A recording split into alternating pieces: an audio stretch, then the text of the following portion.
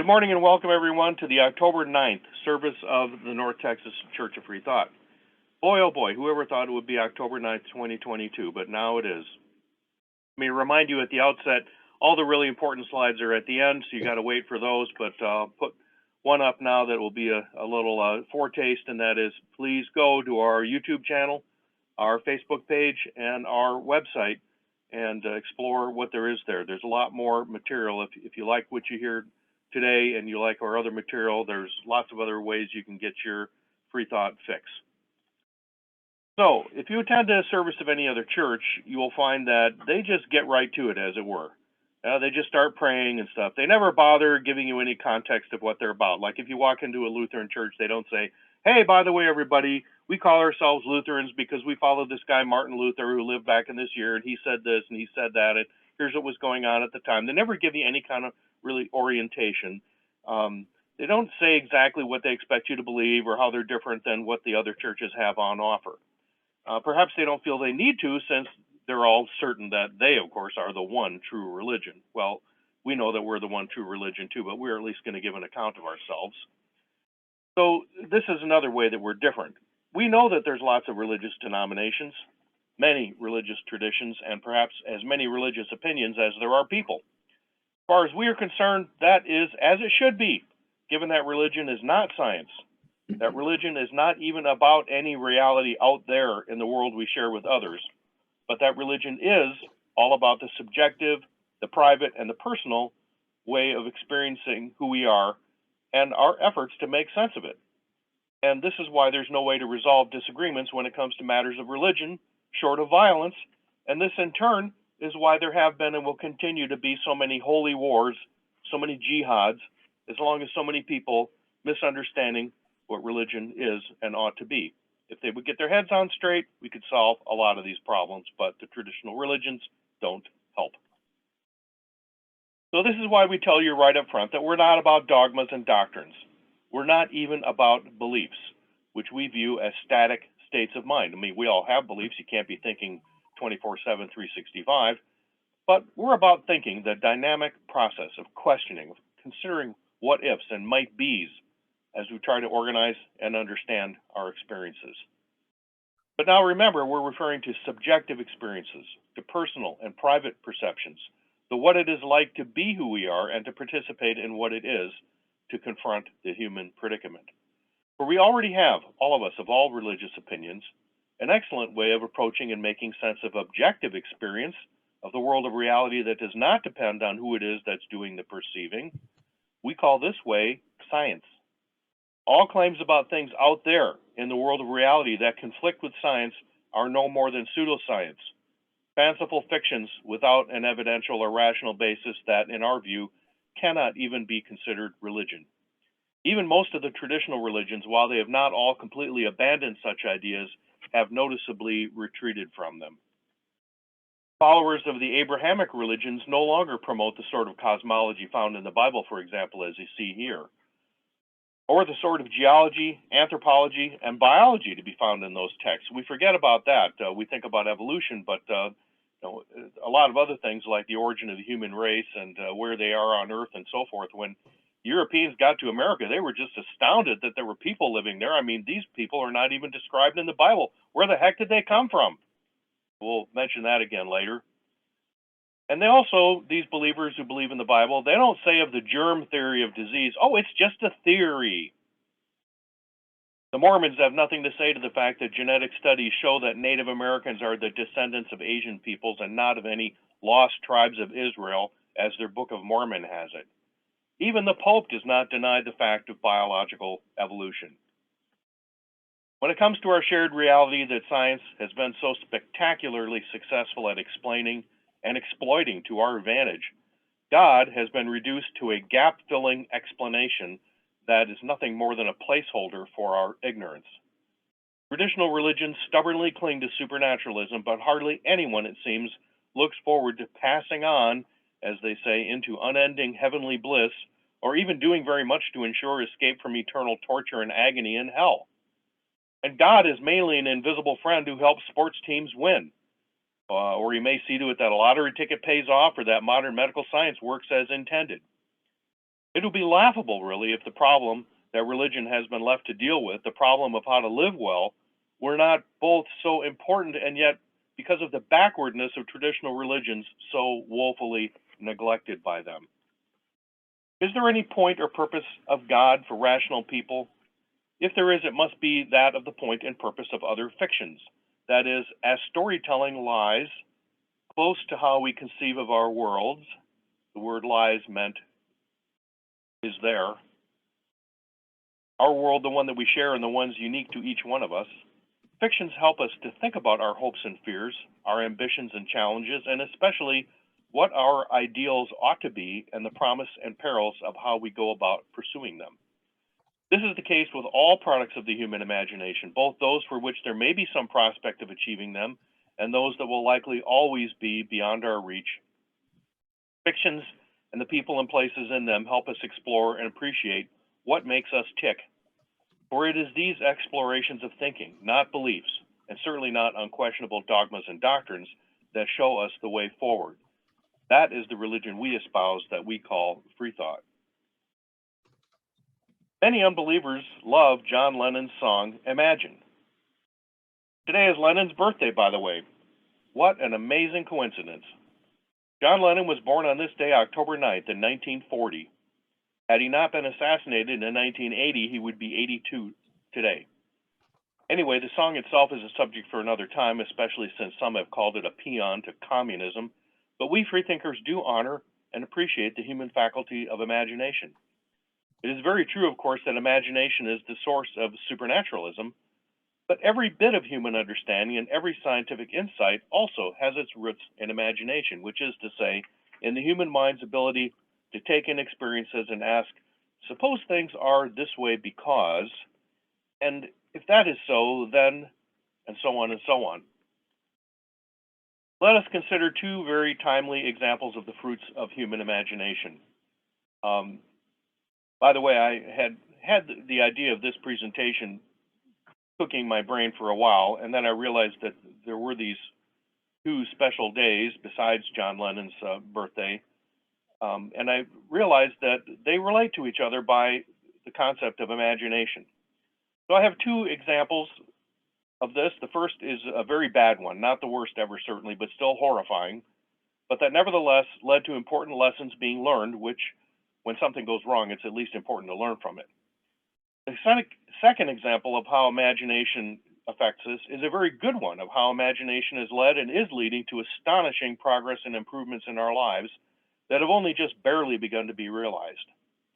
At the same time, the welcome innovations that come with imaginings, the ways in which our lives are changed by what we imagine, that comes with risks. And both of these stories, both of these accounts that I will give you, I want you to think about that. I'm not going to lay it all on the line, it would take too long.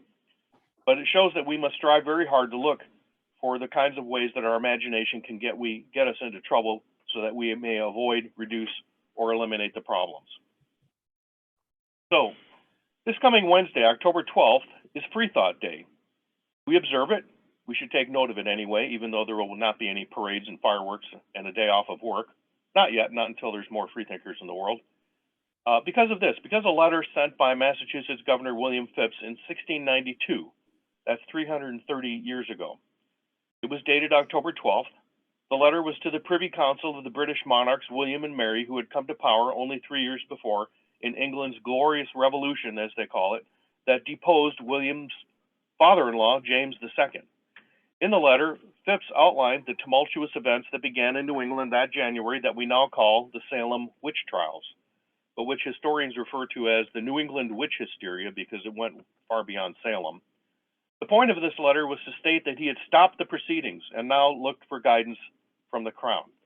So in other words, some terrible things are going on, and so he stopped them. And Freethought Day is the story of how that happened, why he stopped them. So consider briefly what had happened. And it's very difficult to be brief because the New England witch hysteria has been a subject of detailed study by many, including scholars, ever since it happened.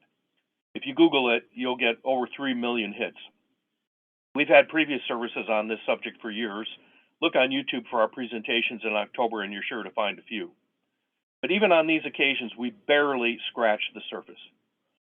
So briefly, as I said, in the dead of a cold winter in 1692, in the small town of Salem, which is now Danvers, Massachusetts, the 9-year-old daughter and 11-year-old niece of the minister, Samuel Parris, that's him at the bottom there, they began behaving strangely, described as having fits.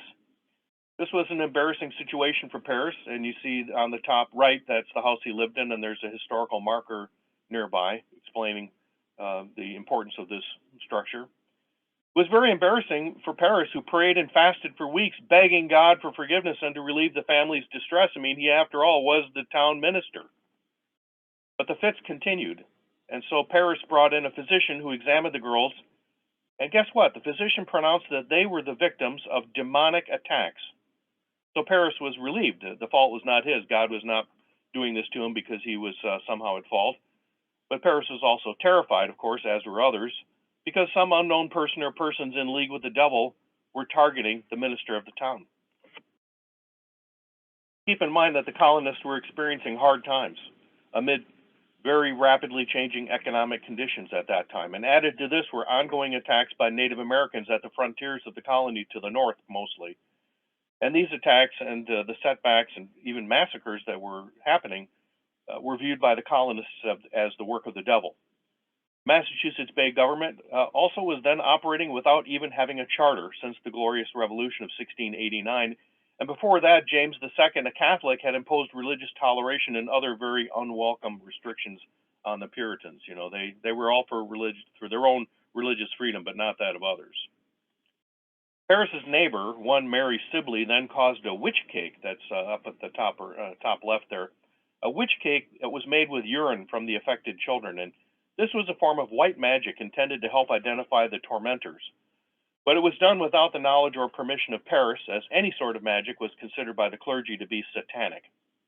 Parris forced Sibley to confess this crime publicly, but Sibley's gambit worked, quote unquote, worked, for when the dog ate the witch cake, although 2 more children fell ill, including the doctor's 17-year-old maid, the 4 people now afflicted named 3 witches. Tituba, see at the top right there, Parris's West Indian slave, Sarah Good, a beggar woman, and Sarah Osborne, a sick widow who had married her servant. And so there we see, in addition to all the other sordid ingredients to what would now follow, the profoundly misogynistic elements of Puritan belief and culture. Of course, Exodus 18:22 was energetically cited by the good Christians of New England at the time. Thou shalt not suffer a witch to live. How could this clear command be ignored, especially in the face of such dangers? And we might ask, how is it being ignored today? What followed was a travesty of due process and justice in which, among other things, spectral evidence, quote unquote, was accepted by the judges as establishing guilt. Spectral evidence consisted of the claims of the afflicted, which soon grew to include many more people, including adults, not just in Salem, to be able to see, hear, experience, and know what was imperceptible to others. And on this basis, a growing number of accused were suspected, tried, convicted, and executed. By the time of Phipps's October 12th letter, remember this began way back in January, hundreds had been accused and the jails were full. One of the people imprisoned was a 5-year-old girl who would be there until December 10th. 30 people had been convicted of witchcraft, and 19 of these, by October 12th, had been hanged, including a minister, George Burroughs, who recited the Lord's Prayer perfectly on the scaffold, something believed to be impossible for a witch. At least 5 people died while imprisoned, and one man, Giles Corey, refused to plead. So what they did is they put him between 2 boards and loaded up with heavy stones until he died. His famous last words were, "More weight." Scholars still puzzle over why events unfolded as they did in New England in 1692. The only theory that definitely does not work is that of ergotism, the idea that mold-infested rye grain caused people who ate it to hallucinate. Causes a lot more than hallucinations, and none of those effects ever figured in the symptoms of those claiming to have been afflicted by witchcraft. One thing is absolutely certain. The New England witchcraft hysteria could not have happened without the widespread belief that every word of the Hebrew Bible, a collection of writings by what are often referred to as Bronze Age goat herders, is correct, and in fact is the very quote-unquote Word of God. Thus, Exodus 18:22 is not only an absolute moral command of God, the deity of Jews, Christians, and Muslims, but a statement of fact that witches do really exist. Otherwise, how could the command to put witches to death make any sense? In other words, the imaginations of the writers and editors of the Hebrew Bible had the power to throw the New England colonies of 1692 into a tumult and cause the deaths of at least 25 people. That is a compelling example of the power of imagination. But that is not how it ends, for the New England witchcraft hysteria has had an effect down through the centuries, since right down to our present day. We mark the anniversary of Phipp's letter of October 12th, stating that he had stopped the proceedings. It was not because he did not believe in witchcraft either, nor was it because he rejected biblical supernaturalism. It was because, as he said in the letter, he, quote, understood what danger some of William and Mary's innocent subjects might be exposed to if the evidence of the afflicted persons only did prevail. Remember, as we discussed in a previous service, spelling had not been standardized back in those days. Sometimes doing the reasonable thing is not only the best thing to do, but the only thing to do in order to avert disaster. And this was one of those times. And this is why Freethought Day is important for freethinkers. The New England witch hysteria is also thought to have influenced the American legal system. Proceedings came to be seen as having deprived the accused of basic legal protections of due process, a presumption of innocence, and the right to counsel. In fact, it was Increase Mather, Cotton Mather's dad, who wrote a piece during the time saying that it was better that 100 witches go free than that one innocent be convicted. The lessons learned from the Salem witch trials, the New England witch hysteria, may have been part of the impetus to inclusion of the Bill of Rights in the U.S. Constitution just short of 100 years later in 1791. So let us consider another example of the power of imagination. In thinking about this, I realized the connection between the Salem witch trials and this next subject. And I want you to think about the role of, in the previous story and in this coming story, the role of imagination and how things turned out very differently. On December 29th of 1959, Richard Feynman, an American physicist and one of the world's leading theoretical physicists in the world, and if you have not read his book, surely you're joking, Mr. Feynman, you are missing a treat. Go get it. He was one of the world's leading theoretical physicists in the world who would in a few years receive a Nobel Prize for his work on quantum electrodynamics. So on that date, he addressed the American Physical Society with a lecture entitled, "There's Plenty of Room at the Bottom, an Invitation to Enter a New Field of Physics." Among other things, Feynman said, "What would happen if we could arrange the atoms one by one the way we want them? Within reason, of course. You can't put them so that they're chemically unstable, for example. So up to now, we've been content to dig in the ground to find minerals. We heat them up and we do things on a large scale with them, and we hope to get a pure substance with just so much impurity and so on, but we must always accept some atomic arrangement that nature gives us." He's talking about melt stuff down and you get a nice piece of steel, but it's a whole bunch of little crystal domains that are rather disorganized. He said, "We haven't got anything, say, with a checkerboard arrangement, with the impurity atoms exactly arranged 1,000 angstroms apart or in some other particular pattern. What can we do with layered structures with just the right layers?" He's talking about precisely arranging the atoms in things, in materials that we use every day. What would the properties of materials be if they could really arrange the atoms the way we want them? It would be very interesting to investigate theoretically. I can't see exactly what would happen, but I can hardly doubt that when we have some control of the arrangement of things on a small scale, we will get an enormously greater range of possible properties that substances can have and of different things that we can do. And this, and by the way, his entire lecture is available online. When we get to the very, very small world, say circuits of 7 atoms, we have a lot of new things that would happen that represent completely new opportunities for design. Atoms on a small scale behave like nothing on a large scale, for they satisfy the laws of quantum mechanics. So as we go down and fiddle around with the atoms down there, we are working with different laws, and we can expect to do different things. We can manufacture in different ways. we can use not just circuits, but some system involving the quantized energy levels or the interactions of quantized spins, etc. And what would be necessary to do these sorts of things? What stood in the way? Feynman explained, I would like to try and impress upon you the importance of improving the electron microscope by 100 times. Not impossible. It is not against the laws of diffraction of the electron. The wavelength of the electron in such a microscope is only 1/20th of an angstrom, so it should be possible to see the individual atoms. The only trouble is that the electron microscope is 100 times too poor. Remember, that was 1959, only 6 years after Watson and Crick worked out the structure of DNA. But things would change.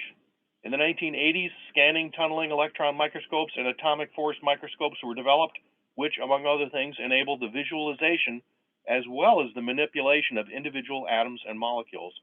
And in 1985 came the accidental synthesis of Fullerenes, the realization of the unique properties of these nanoscale complex molecules, because, as Feynman had speculated, they satisfy the laws of quantum mechanics.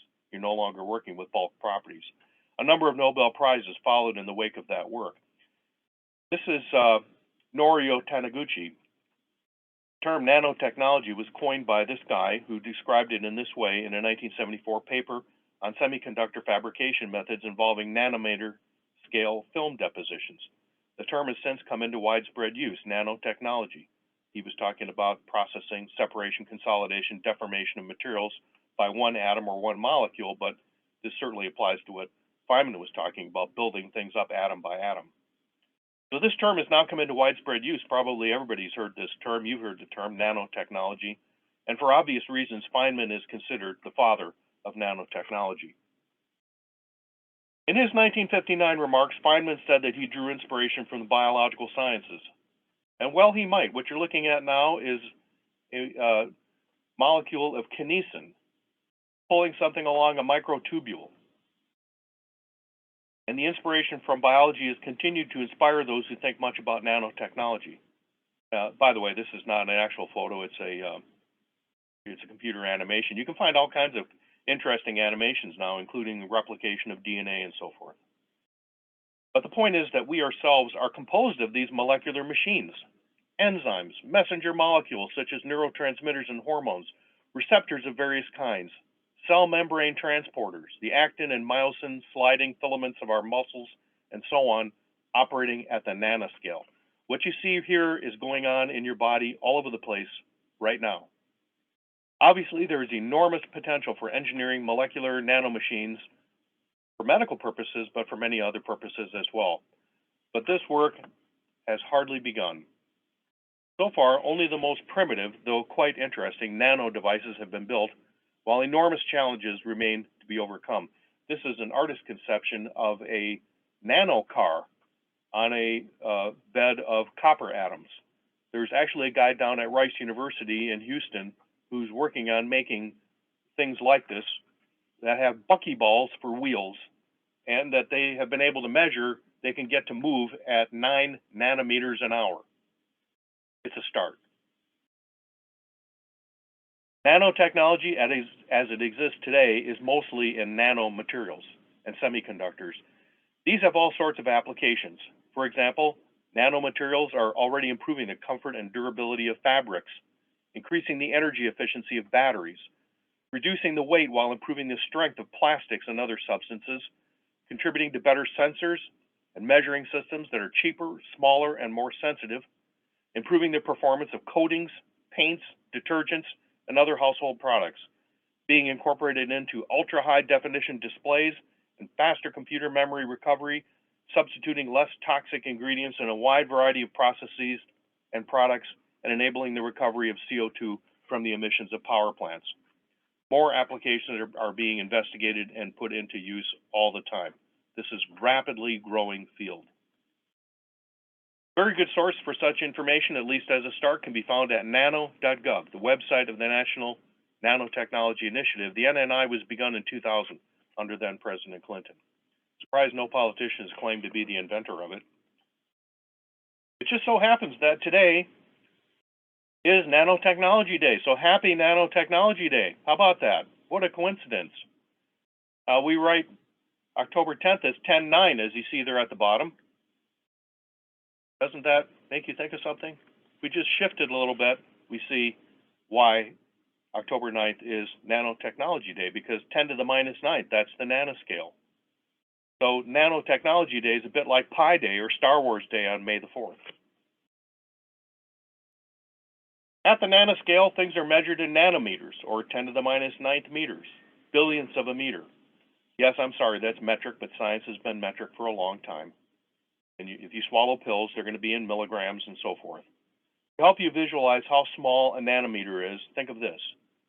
If the Earth measured a meter in diameter, a nanometer would be the diameter of a marble. See here a log scale of things, a tennis ball, smaller than a meter, but look how much smaller by many powers of 10 is the nanoscale. Here, nanoscale is generally thought of as from 1 to 100 nanometers. Quantum realm is also referred to. As Feynman said, at the nanoscale, the bulk properties of substances begin to give way to the quantum effects of a system's individual nanoscale components. It all sounds so wonderful, and it is. But like other innovations, like nuclear power, like information technology, and like artificial intelligence, we can easily think of how it could have unanticipated effects that are unpleasant or even dangerous. Some of these could be very difficult to foresee, especially if we are not careful to try to foresee them. In the early 20th century, workers were employed to apply radium paint to the dials of watches you see at the bottom right there, the radium girls. As they often used their mouth and tongue to sharpen the tips of the brushes they used, the workers ingested the radioactive substance, which caused dental and jawbone degeneration as well as cancers. There was even a tonic, some sort of thing that you were supposed to swallow to make you stronger and better back then that included, I think it was radioactive thorium. You can imagine before people understood the dangers of ionizing radiation. How crazy, huh? But unlike the similar dangers of radioactive substances, nanoscale materials will have a variety of properties that may be harder to anticipate. So, especially the unknowns rather. Those properties can be exploited for our benefit, the new properties, fine. Same or additional properties that we may not even suspect may come to cause harm. It already appears that carbon nanotubes, if they get into the lungs, if you breathe them in, they can cause tumors and other damage, just like asbestos fibers. And we know what a lot of trouble the use of asbestos has caused. Or consider the case of DDT there at the upper right, a wonderful insecticide, but it turned out to cause eggshell thinning in birds, as Rachel Carson's 1962 book, Silent Spring, brought to the attention of the public. Many of you were born after 1962 or were babies at that time, so you wouldn't even remember that book. Silent Spring, it was called. Finally, and this does not exhaust what we might worry about, even if nanotechnology is used properly and with full understanding of its known or potential hazards, there will always be people who will act carelessly or maliciously. Why do we have all the computer viruses and malicious code after all? Why is that out there? People made it deliberately. Nanotechnology, like just about any technology, will have military and social control applications. Will it be possible to defend against such uses, whether by our enemies or others who would seek to dominate us? Won't be, or will there be? We don't know. Will there be a duck, duck, go for that? Will it be possible to defend against these things, or might benevolent authorities find ways to manipulate us so that could be even a lot better than the social media algorithms that get so much attention now? What if nanobots could be made to make our brains learn better? Could such modified nanobots also make our brains learn or unlearn or otherwise work the way some would-be government overlords find useful? Here's a quote from T.H. Huxley, Thomas Henry Huxley, also known as Darwin's bulldog, who lived in the 19th century in Britain. He said, "If some great power would agree to make me always think what is true and do what is right on condition of being turned into a sort of clock and wound up every morning before I got out of bed, I should instantly close with the offer." What if nanobots were to make this possible someday? Well, has this given you some things to think about? I hope so. That is what the Church of Freethought insists that you do. Think. So happy Technology Day. And happy Freethought Day this coming Wednesday. Remember that the human imagination is special, amazing, and wonderful. And at the same time, if we are not careful, it can be dark and dangerous. As we have seen, imagination figures prominently in what we take to be religion, And as the Canadian scholar of comparative religion, Wilfred Cantwell Smith, put it, he died in 2000, he said, "I'm not saying that religion is a good thing. I'm saying that it's a great thing. It can make you better or it can make you much worse. But it means that you take the question of how to live seriously." Just a reminder of our principles. Remember, I told you the most important slides would be at the end. Reason, enjoyment. Because you're a free thinker and a rationalist doesn't mean you have a joyless life. It means you enjoy life all the more. You appreciate and discover the good, and you don't just look at good and evil as just a plaything of some super being. You don't consider behaving morally as a ticket to heaven and a way to escape hell just as a means to an end, but you consider it an end in itself. And other people are ends in themselves besides the ways in which they can help our own purposes. And especially love, finding and exploring meaning and purpose and what we call value, but value to you, not free-floating values out there like so many people talk about. Also remember, Free Thought is not free. You can go to our website, www.churchoffreethought.org. There's a little PayPal link so you can donate easily that way. Our mailing address is also on the website where you can send us a check, negotiable bonds and securities and things like that. All those things you find, lying around your house you don't need anymore. You never look at them anyway. Visit us on Facebook and Twitter. As I said earlier, I think I forgot to mention Twitter. I will send out some Twitter things occasionally, but it's not like you're going to get snowed under. But we depend on your support. And this is a way that you can support your values by supporting the NTCOF. Because remember, we can do together what none of us can do on our own. And if you want to tithe, you don't even have to tithe 10%. We're perfectly okay with less than that. So join us in promoting facts and reason.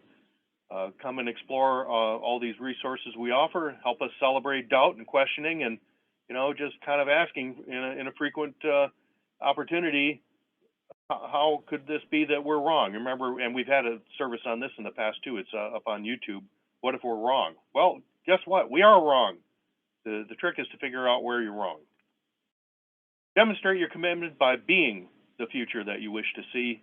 If you're not doing that, then you're not really serious about things. As Wilfred Cantwell Smith said, religion is about being serious. So thank you and good morning. And Melius Facet, our Latin slogan motto, which means do better. It needs to be a college. If we ever start a college, this will be our Latin inscription on our coat of arms, Melius Facet.